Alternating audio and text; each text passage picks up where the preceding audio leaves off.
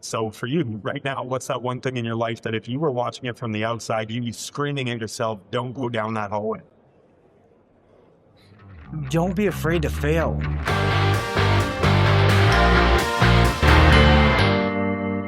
This week on Let's Vent, Gil Cavey, host of the HVAC Uncensored podcast, the 2023 HVAC Podcast of the Year. It's his third time scaling a company from a couple million to 8 figures, and Gil and I got into the specifics of the trade, why only 18 of 50 states require licensing, what's broken about the permitting process and the frustrations behind that, and the day he fired a technician 2 weeks in for pushing sales that nobody needed. Then we dive in personal.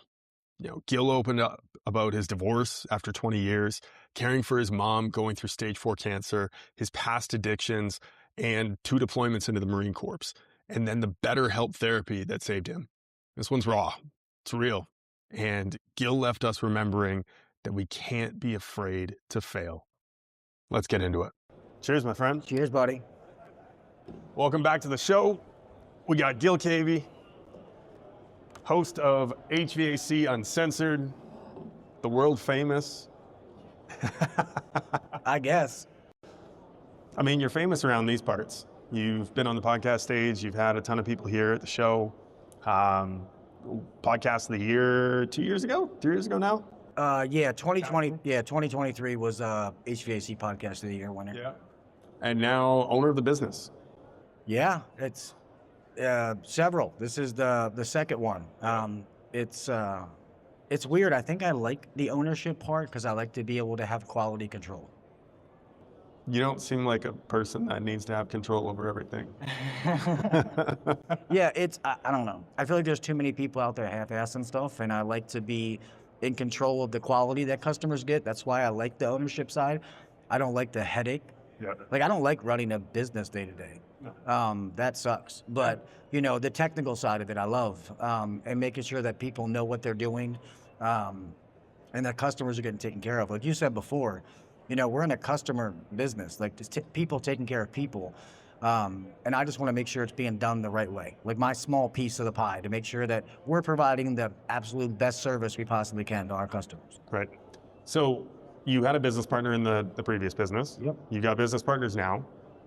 What did you not like about the first one? And then what are you bringing to this relationship that's going to be a little bit different? So the first one I loved. And to be honest, like, as you know, I only stepped away to try to save a marriage of 20 years. Yeah. Obviously, it didn't work. All I did was increase my net worth for her to be able to take more from me.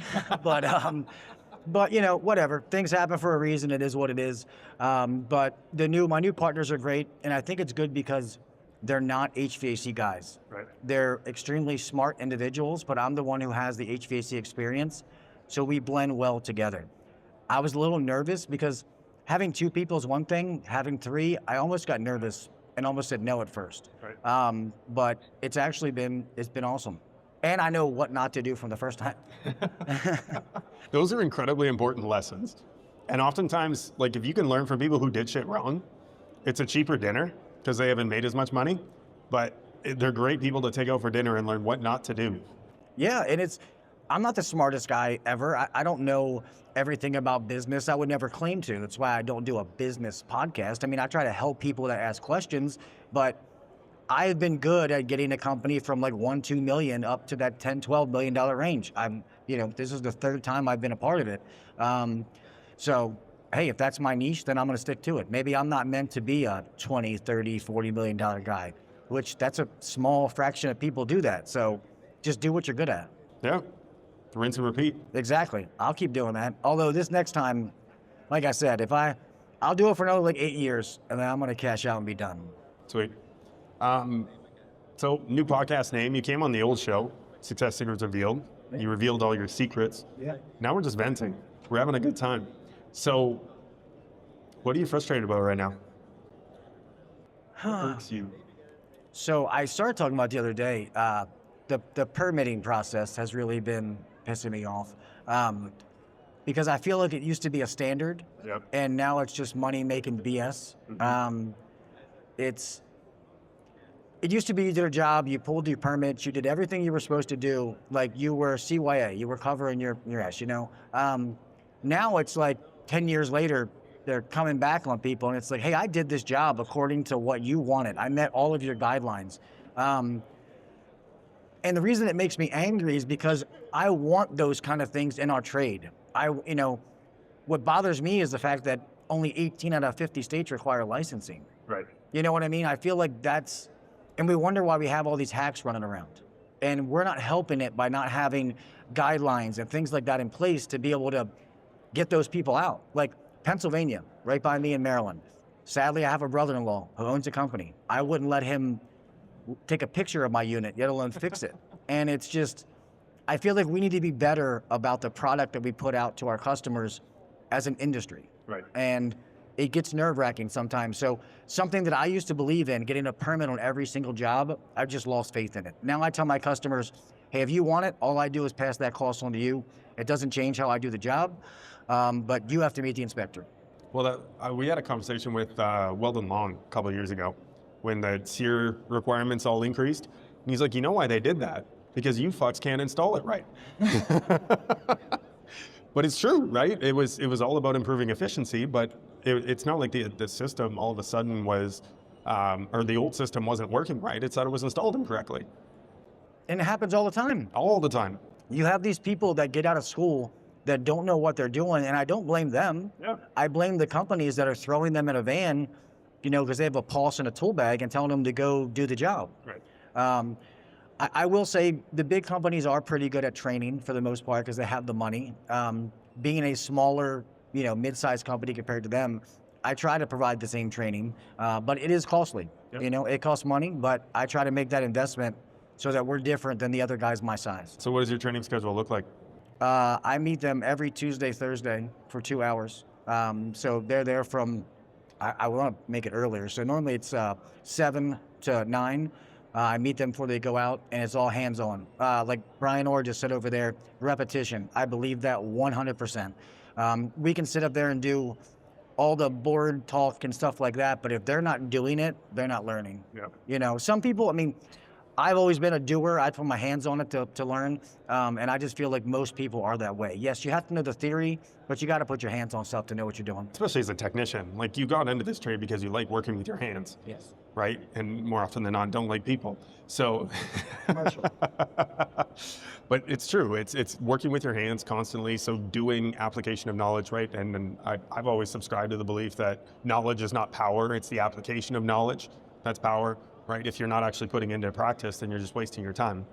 Well, and then holding people to a standard, having those checks and balances in place, because I feel like everybody wants to do the right thing until, oh man, my first call ran over. Until it's inconvenient. Exactly. I always say that's the true, measure of character is what you do when nobody's watching. And I try to I don't want to say that I'm trying to catch these guys, but I want to make sure that they're doing these things in the worst moments. It's 7:30, you have a fifth call that you thought you weren't going to have, you're tired, it's cold, still means you have to do the right thing. Yep. If you're going to do something, do it to the best of your ability or don't do it. And I practice what I preach. Nobody's perfect, but that's one thing that holds weight with my technicians is I came up as a technician. I didn't just automatically go into ownership. I literally worked my way up. Like I did commercial industrial, I did refrigeration. I just backed my way into residential. I like the people stuff. Obviously I have a big mouth, but I've been where they've been. So when they're like, oh, this happened, that happened, I'm like, I know how that goes. I don't ask you to do anything I'm not willing to do myself. Right. So. That was a question that came up yesterday in a podcast that I was watching. It was someone else's with Tersh. One of the owners that was sitting in the crowd came up and asked about, he was worried about him losing respect in his office by no longer being on the tools.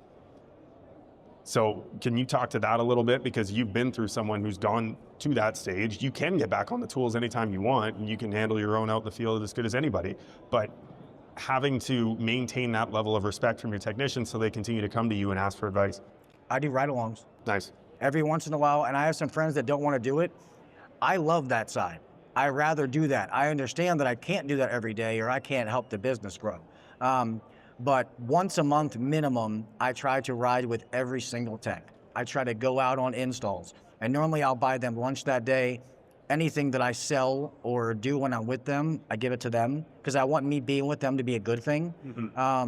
So normally I'll let them, like I'll run 2 calls as the lead and then I'll let them do it and just try to give them critiques, take them out to lunch, that kind of stuff so that they look forward to it. Right. You know, I want to do it more often, but at least once a month is normally enough. And then I always have these little things in the trainings where they'll come up. I try to make my office inviting, you know, like, you know, lights and stuff like that. Like, I don't want it to be like a doom and gloom place where it's like, oh, I'm only going to get yelled at when I go into Gil's office. So I want them to want to come in, sit down, start BSing and talking about other things besides work. So far that's been good. There's always things you can do better, but I think it's been working pretty well. Do you have the couch in the office where they come and lay down on there? No, I need one. But I got to put it below my TV because every day at noon I have my ESPN meetings when I close my door. So, you know, catch up on sports. Oh, I love that. And I wrote down, you get what you tolerate, right? And if you don't hold those standards in the office and you continue to let people lax on things, right? If you're expecting them to follow a script in a certain way, if you're expecting them, you know, Tersh had talked about this on another thing too, where in his message, when you show up to the house, one of the things that improves his average ticket is asking the customer, hey, did I park in the right spot?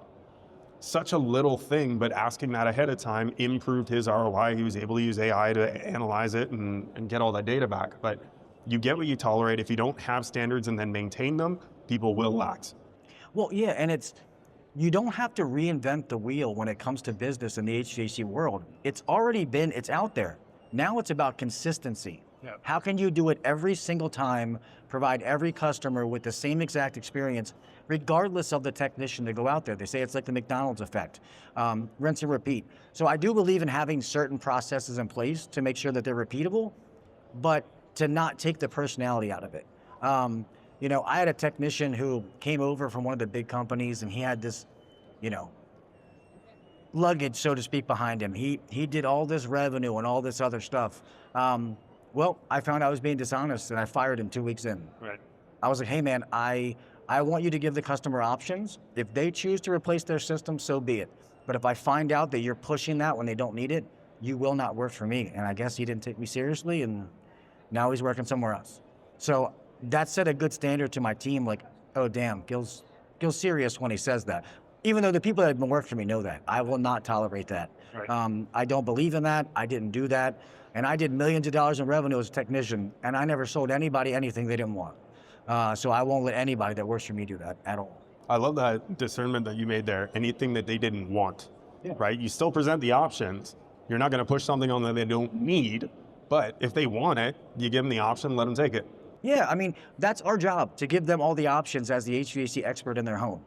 Let them choose. Sometimes they're going to pick the wrong option. Sometimes they're going to have the 35-year-old system that should be replaced, but they're going to pick the cheap repair. Okay, that sucks. Yeah. You know, we educated them. They made the wrong decision. It's their decision to make. That's not ours. And I don't want to sway them. Sometimes they'll say, oh, what would you do? Oh, well, in my professional opinion, in this situation, it probably makes more sense to replace it. But whatever you want to do, that's what I'll do. And if they still choose the cheap one, so be it. Yep. You know, but then you validate yourself, because then in 6 months when they call back and they're like, oh man, it's broken again. I really should have listened to you, Gil. Well, it's okay. Guess what? I can take care of it now. That repair you had last time that was $600, guess what? I'll credit that off the new system if you guys want to go. You know what I mean? There's a way to be able to work that and still be able to take care of the customer. And make it make sense. Yeah. Yeah. Love that. You talked a lot about training and the value of that and the importance of it. You're on the East Coast where you run into every kind of system under the sun. How do you balance that kind of training and that level of training in the office to make sure that you've got proficient technicians going to every call? It is hard because the fact that we do have so much, I have like I have some techs that can do everything. I can send them on anything, and some are kind of weak. So I try to, so when we have those 2 generalized meetings, I also try to build like custom plans for the guys, but they have to do the work on their own. You know what I mean? So I might have one guy who's really good at boilers, but he sucks at mini splits. Mm-hmm. So as his boss, I need to provide him the training to get better on mini splits.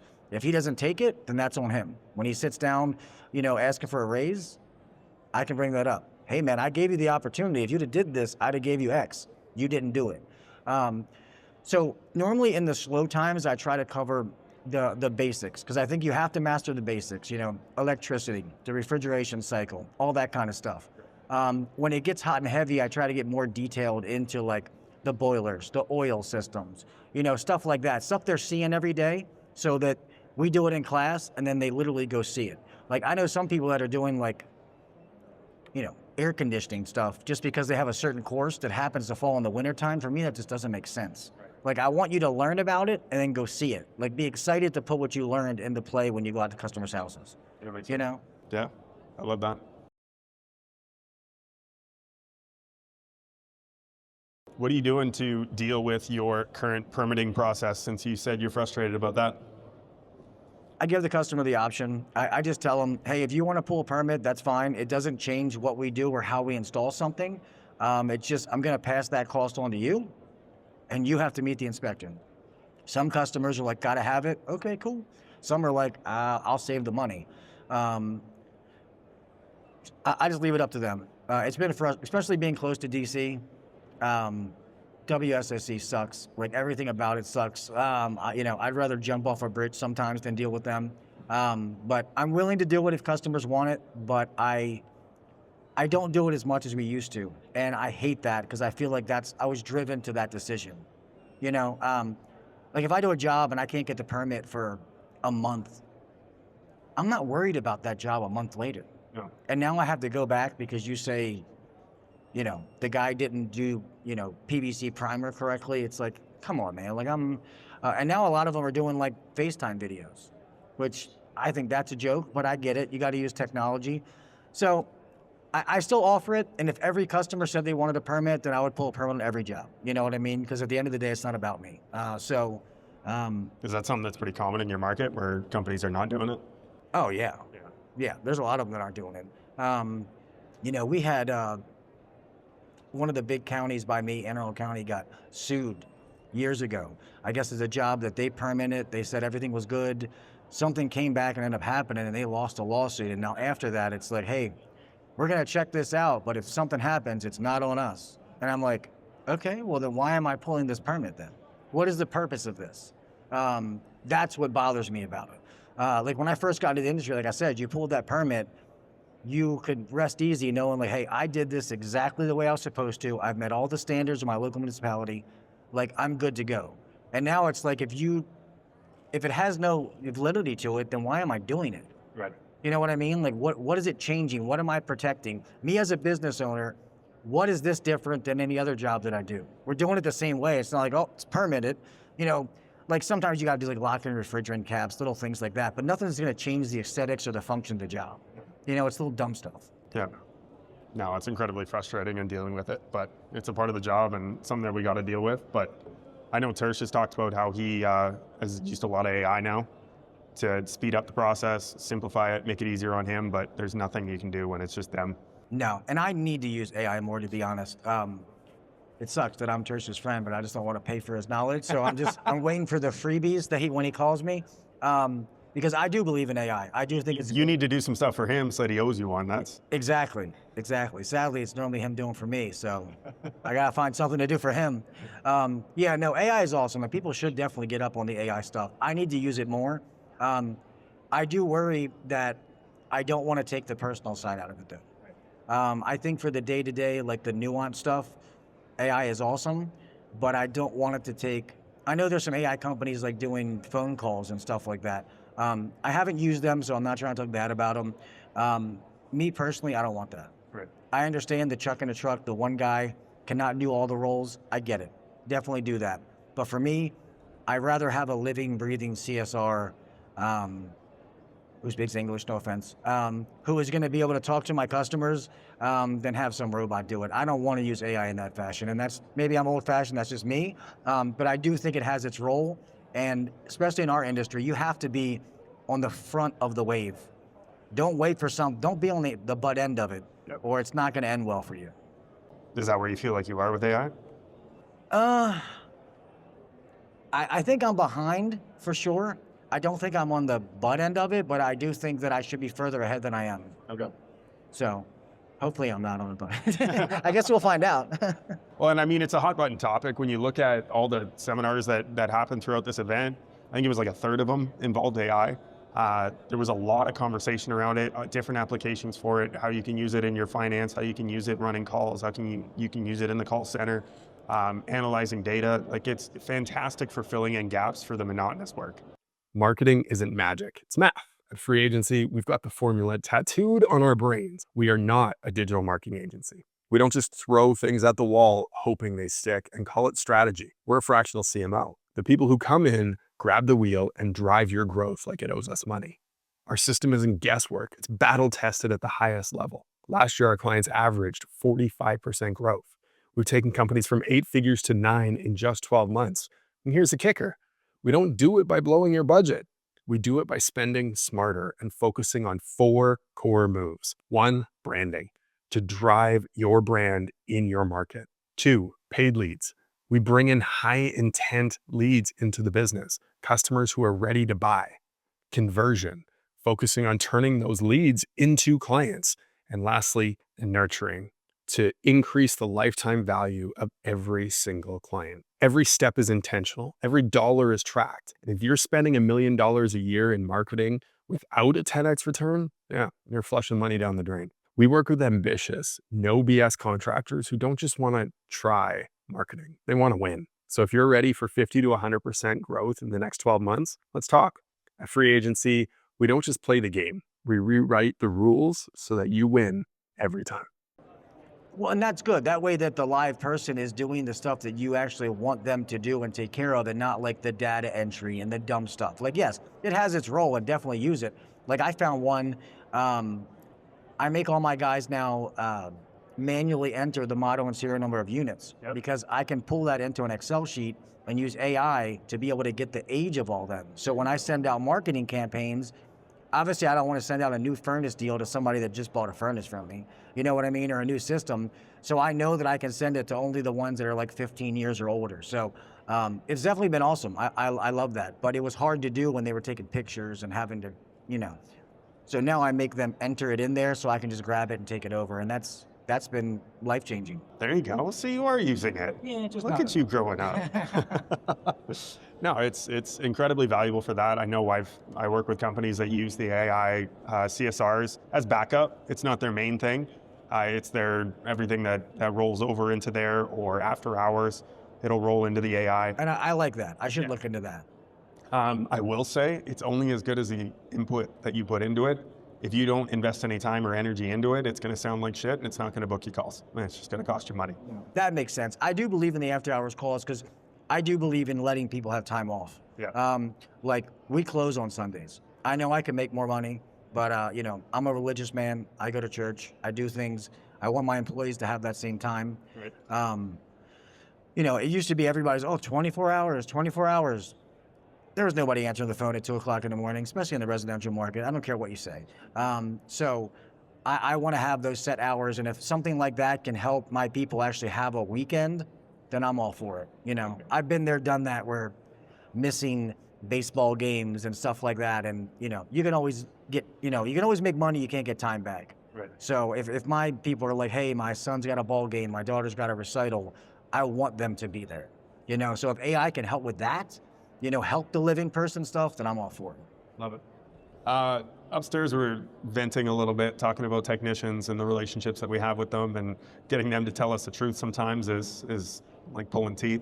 How do you continue to build relationships with them and get more buy-in from your team? So I try to just be really authentic with them. And I do think that's where the ride-alongs help, because it's just, BSing, having that window, that dash time with them.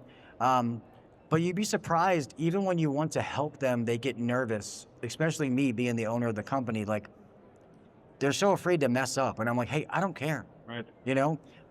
Make a mistake, learn from it and move on. Like, don't keep making the same mistakes. That's when problems lie. But it'll be asking for like refrigerant pressures. And he's like, oh, well, it's like my suction pressure is 90 and my head pressure is 288. And I'm like, then he'll give me temperatures. And I'm like, hold on, that doesn't match up.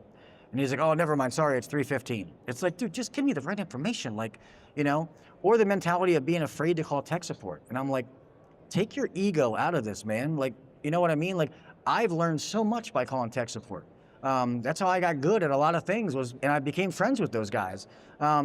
So just letting them know that I don't care if they fail. If they call me and say, hey, Gil, I messed up, I blew this compressor up, I know it's gonna cost me money. Whatever, just be honest with me, we'll figure it out.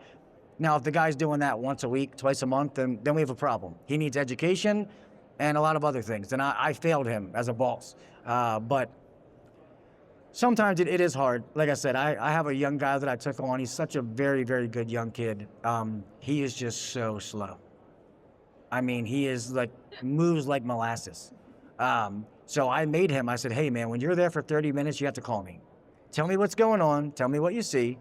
I'll try to help guide you in the right direction because you can't be on every call for 6 hours. I can't pay you 90 hours at the end of the week to do less calls than the other guys. So there is the business aspect. But once again, I can provide somebody the avenue to get better. If they don't take it, you know, sometimes you're gonna have to cut your ties. And it sucks because I'm a people person, but you know, you can lead a horse to water, you can't make him drink it. Well, but you can feed him crackers. That's funny. Right? But it's true. How do you, so at what point then do you cut ties? Like how many opportunities do you give them before it's like, look, this just isn't working well? As long as I keep seeing them making probably I keep them too long, to be honest. Right. But as long as I see them making some kind of development and they're moving forward, I'm willing to work with them. Maybe they're moving slower than I would like them to move, but I'm like, okay, they're moving in the right direction. I'll keep doing this a little bit longer. But when I see that progression stop, that's, for me, it's like, okay, I'm gonna have to make a tough decision here. Right. I always say my management style is I always keep giving them enough rope. They're either gonna pull it tight or they're gonna hang themselves. You know what I mean? So I've given you every opportunity. If you didn't take it, then I don't really feel bad anymore. You know what I mean? So we'll see. And then you're talking about books. I used to always like for management that book, Radical Candor, where it's about, sorry, that was in my ear, I couldn't hear. You know, about for your people, it's you challenge them, you care for them. Jesus, now I'm forgetting the third C. Challenge, care, clarity. I'm sorry. You know, always provide them clarity, care for them, and challenge them. So that's, I think that role comes into part of challenging them, but making sure that they meet those expectations. Because some people give their employees unrealistic expectations, or they just give them like, hey, go do this, but nobody checks if they actually do it. There's no follow through. Yeah, it's a waste of breath, you know? So I want to make sure they meet their goals. Like all my employees have dream boards. Buy a house, buy a car, whatever it is. And I make sure that we celebrate those as a company. Like I will pay to have like it catered, a breakfast, a party, because somebody's getting married or they're buying a house or having a baby. Like you have to celebrate those wins. I want to have that different atmosphere, that different culture than some of these other places. Like I worked for some of the big guys when I was coming up and I understand the elements of it, even though I was like the only Gil there. I knew the HR lady. When I called for a question, I had to use my employee identification number. I don't want to be that big. Right. I want when they call, like they're using their name, you know, and I know that. I get it, it gets harder as you get bigger, but you know, unless you have like 17 Johns or something like that, then just use their last name. I don't need their employee identification number. Right. Well, I think that's, even Tommy Mello, like that's one of his goals always is to be able to shake every person's hand that works at the company. And I mean, he's operating in many, many different states now. And I think he hires 30 to 50 people a month for technicians, not just the internal staff as well. So he's constantly looking at how can I build those relationships, establish those relationships. They get on calls all the time. Like it's incredibly important. We're a people business, like we talked about at the beginning. It's funny, my next door neighbor is a garage door company. Yep. And Tommy is like his God. And he knows that I know Tommy, so he's always like, can you call him? I'm like, Tommy's a busy guy, man. I'm not just randomly calling Tommy, and trust me, I'll get his assistant before I get Tommy. Yeah, of course. No, he's good shit. What else are you doing right now? What else excites you? For me, man, like I said, after going through a divorce after 20 years, kind of backing up a little bit, I've been fortunate enough, God has blessed me that I've been financially okay for a good bit. Now it's gotten back to just family, man. Well, let's talk about that a little bit more, because you did go through the divorce. Your mom was sick at the same time. Yeah. You were dealing with a lot personally. You still had to show up professionally. How were you able to get through that? And then at what point did you say, like, look, I just need to reset here and pivot? Because, you put that smile on for a while and, you try to be there for all the other people. While you're dying inside? Yeah, and it got to the point where I couldn't put the smiley face on anymore. Like my mental health was taking a hit, and I knew that I couldn't be there for the ones that I love. Going through a divorce after 20 years, my mom having stage 4 lung cancer, who lives with me, I take care of her, and then the business stuff. It just got to the point where I was like, if I don't back up and reset, I'm going to be good for no one. You know what I mean? So it was hard. The day-to-day grind changed. The podcast took a hit for a little bit, work did, but it was the best thing that I ever did. And it all also made me cherish the little things. I bought that big giant house. Worst decision I ever made. I wish I had never bought it. You think when you do certain things, like you have to have that. I don't need that. That house sucked. I wish I had never bought it. It's one of the worst business decisions I ever made. But you live and you learn. So all that monetary stuff, like, they can take it away. I don't care. Like I said, in my divorce, it was, you can take all the money you want, just let me have my kids. And when I got that, it just made me realize a lot of things that I thought were important are not important. It really don't matter. Yeah, I could care less. You can take them away, and my day-to-day life's not going to change. Do you feel like you stuck through it, tried to push through it for too long? 100%. The fact that I am a religious man, I don't believe in divorce. But I was also probably really, really unhappy for the last 6 years of the marriage. Trying to do it for my kids, which I don't recommend doing. And it's funny, not to get all like biblical in here, but, until I read a part in Corinthians that said, if you're married to a non-believer and they want to leave, let them leave. It's God setting you free. Until I read that, I couldn't let go because I felt like I was doing something wrong as a man, as a father. Like I didn't work hard enough to make this work, even though it wasn't necessarily, I don't want to say I had no blame, but it wasn't necessarily because of me that it finally happened. Now we're both happy. I mean, in our own right, and it's the best thing that ever happened. So now I wish it would have happened sooner. But I try to be honest, me, I try to be honest and open about that. I did it about my addiction years ago, because there's people in the trades that go through that. I mean, in the trades, we have one of the highest divorce rates. We put in a lot of hours, some spouses are like, yeah, this sucks, you're making great money, but I don't see you. So I try to be vulnerable. I try to be honest about it in hopes that it helps somebody else. Love that. Do you feel like your hours that you put in led to it? For sure, because my thing was, you can't have all of my time and like the financial side. Do I think I did a great job of balancing it? Probably not. I thought I did, but in the grand scheme of things, I didn't. So now it's like, I have a certain cutoff. It's like, I set timers for myself. I feel like I get more done, more accomplished. And when that's done, I go home every day at the same time. So, well, let me take that back. I try to. But at least by recognizing it, I know that I'm there for my children, to be there, homework, all that kind of stuff, because there is nobody else to do it. You know what I mean? That's another thing. When you have somebody else that's there to do it, I can stay at the office a little bit longer. I can go take this phone call, do this. Now I know I can't. Right. I'm like, I have to go home because I'm the one that has to do those things. People always tell me, like, I don't know how you do it. I'm like, I love my life. You know what I mean? That's the only life that I know. Mm-hmm. You know what I mean? I wouldn't have it any other way. So still hard, still stressful. Don't get me wrong. That's life. But it has a lot more meaning. I can definitely say that. Yeah. I went through 2 periods where, with my ex, I'm separated as well, so we got that in common. But she went away for work. One was for 4 weeks and the other one was for 6 weeks. And it was my single dad appreciation, or single parent appreciation month is what I called it. And holy shit, did I get a lot done. Because you have to, you're forced to, right? When there is no other options, when you cut off from everything else, you can only find possible. And when you're with somebody for a long time, like, and I'll take the blame, like, you don't mean it intentionally, you take somebody for granted. Yep. And it's not intentional, but it happens because that person is used to doing those things.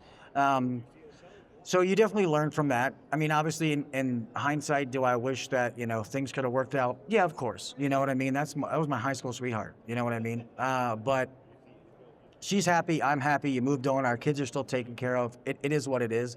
And to be honest, we probably should have done it sooner, you know? But sometimes in life, it's about just recognizing the issue and taking an action to take care of it. You know what I mean? Even when it comes with emotions, especially as a man, like you don't want to talk about your emotions.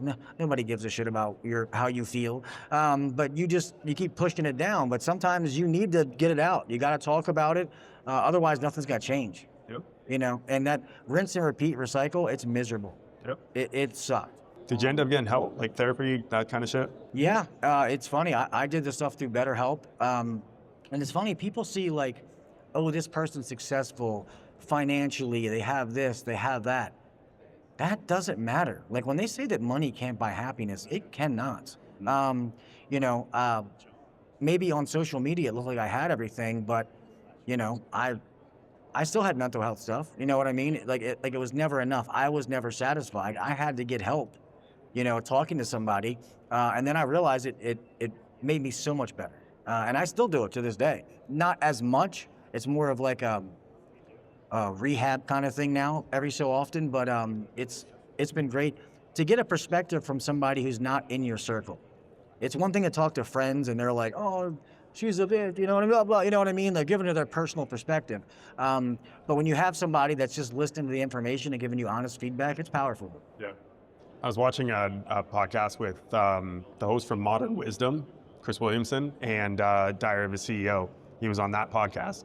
And so the two of them were just going back and forth on all these personal development things. But one of the questions that Chris asked that I thought was just brilliant was, what's the one thing that if your life was a movie and you're sitting there watching it, what's the one thing that you would be screaming at the TV, telling yourself, why are you doing this, right?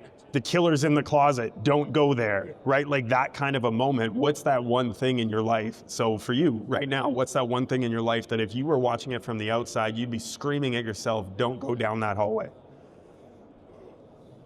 Don't be afraid to fail. Like failure is a part of life.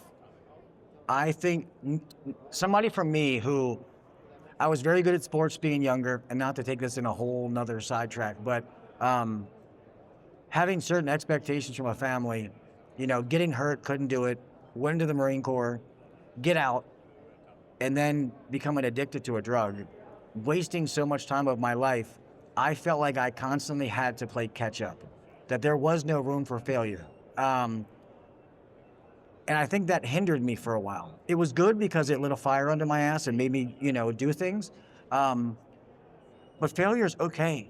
Nobody that ever became successful, they failed more than you did. They just kept getting back up and keep going. And that was a tough lesson for me to learn because, you know, if I failed at something, like it would eat at me. You know what I mean? And I'm like, that's not okay. You didn't work hard enough. You didn't do this. Like, you piece of shit, Gil. Like, you got to do it again. When really, that was all part of the process. You know what I mean? Without that, I wouldn't have got where I was supposed to be. You know, like, don't give up. Keep going. Right. I love that. Tony Robbins talks about this when he went and did a seminar. I think it was for the Marines, if I remember correctly, but it was definitely in the military. And he's out there, he's talking to them, and they take him up in one of the Apache helicopters afterwards, and the commander that was there with him asked him the question. He's like, there's so many of these troops that leave the Army, leave the Marines, and this was the pinnacle of their life. And they leave and they're addicted to drugs, they're addicted to alcohol, addicted to something, right? Or they take their own life. Like, why is that? And he said, people will seldom exceed the expectations of their peer group. And if you don't continue to surround yourself with people who are elevating you and bringing you up and rising you up, then yeah, you naturally fall down. Yeah, and coming home is hard. You know what I mean? As somebody who did 2 deployments, you know, you're over there as an 18-year-old kid seeing things that most people don't see in a lifetime. Right. So you come home and you feel like people don't understand you. And then in the military, it's constantly go, go, go. Meet this quota. This is the SOP for doing this, and you do it to a T. Yeah. And the expectation is perfect. Yes. And when you come home and you have people that, you know, don't push you, or you're not around like-minded individuals, people fall back, you know, and they don't get the support they need. I forget the statistic, but I know it's not good, that there's, former military person who commits suicide. I want to say it's like every 17 seconds or something like that. which makes me sad. I was fortunate enough that I had a little bit of trouble when I came home, which it's funny, my deployments had nothing to do with my addiction. I'd actually hurt myself. And then when I came home, started hanging out, just wanted to have a good time. Next thing you know, you go so far down a road, you're like, how the hell did I get here? But I have a friend of mine still to this day, that he was in Fallujah when I was there, when the war kicked off, came home and went to the only place worse, which was Ramadi. And he's like, Gil, I can't close my eyes without seeing that, man. So he drinks his stuff, he drinks it away. Now the devil. Yeah, and he hurts my heart every time that I see him. Yeah, I cannot even imagine. Yeah, it sucks. Just appreciate your military, man. Freedom isn't free. I won't go down that avenue. That's a whole other thing that I'm passionate about, but just know that freedom is not free. So just appreciate your military. I appreciate you. Thank you. Any final thoughts that we haven't touched on? No, man, just if you're going to do anything, give it 100%. Try to be the best version of yourself. It's okay to fail, and sometimes you make mistakes. It's okay. Just reroute. You know what I mean? It's like getting directions on Google Maps or whatever. Sometimes you make a wrong turn, and you can still get to where you're trying to go. You just taking a longer route. You can't give up. It doesn't matter what you have, what you do, and just cherish the people that you love. You know what I mean? I've lost a lot of people in my life, tattooed on me, buried friends, addictions, whatever it may be. Cherish the small things. You know what I mean? Don't get caught up in the social media, hey, look at me stuff, because that's all bullshit, man. It's all fake. Yeah, most of the people I know. She didn't wake up like that. She had to set up the camera first. Yeah, right? Most of the people I know that have that social media presence, like, not like influencer stuff, but like, hey, look at me. You pull back the curtain and it's nothing like it seems. You know what I mean? So just be happy. And only you can define what that is. Exactly. Yeah. Yeah. So I went like this, but on the up, and I'm glad everything turned out how it did. I wish I had another comma in my bank account, but other than that, everything's good. No, she took that. Yeah, she for sure did. Awesome. Well, I appreciate you, man. Thank you so much for coming on, especially last minute. Yeah. But no, I've always looked up to you in this industry. You've been someone that's been a role model for me, especially on the podcast side. I've learned a ton from you on how to host, how to be generous, how to be very giving of your time and your energy, your thoughts, your wisdom, and just being authentic. You've been you from the start. And it sucked seeing you down last year. And I'm really glad to see where you're at now. Thank you, brother. I appreciate it, man. I'm always here to help. I love what you're doing. I love the rebrand and trying to change it and make it your own. And you know I'm always here to support you, dude. Wicked. Appreciate you, dude. All right, buddy. All right, cheers. Thanks, dude. Thanks so much for tuning in. Definitely want to hear what you thought of this episode. Leave a comment down below, let us know. And if you really want to show some support back to us, we could really appreciate it if you would hit that subscribe button as well. And if you did want to get notified when we come up with a new episode, hit the bell icon over there. Thanks so much for tuning in, and we'll catch you next week.